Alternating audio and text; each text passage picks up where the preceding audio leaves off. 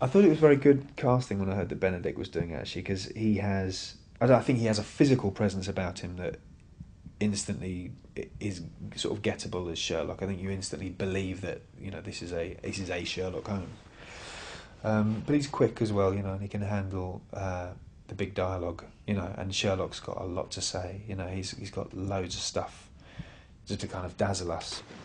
Listen, this is my hard drive, and it only makes sense to put things in there that are useful, really useful. Ordinary people fill their heads with all kinds of rubbish, and that makes it hard to get at the stuff that matters. Do you see? But it's the solar system. Oh, hell, what does that matter? So we go around the sun, if we went round the moon, or round and round the garden like a teddy bear, it wouldn't make any difference. All that matters to me is the work. Without that, my brain rots. Put that in your blog.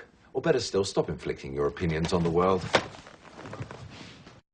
And I think it's a fine line, which hopefully we're treading. I think in the writing it gets quite well, between having that stuff that dazzles an audience and dazzles other characters in the piece, but is still somehow human, and he still does somehow still have slight flaws. He's not God, he's not an absolutely perfect human by any stretch, but he does have this way of reasoning and his way of analysing which is second to none. The owner loved these. Scrubbed them clean, whitened them where they got discoloured, changed the laces 4 times. Even so, there are traces of his flaky skin where his fingers have come into contact with them, so he suffered from eczema.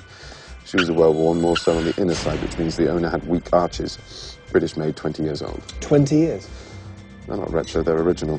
Limited edition, 2 blue stripes, 1989. But there's still mud on them. They look new. Someone's kept them that way. There's no point in trying to sort of outdo it or, smarten it up too much. I mean, just the fact that we're setting it now is kind of enough, really.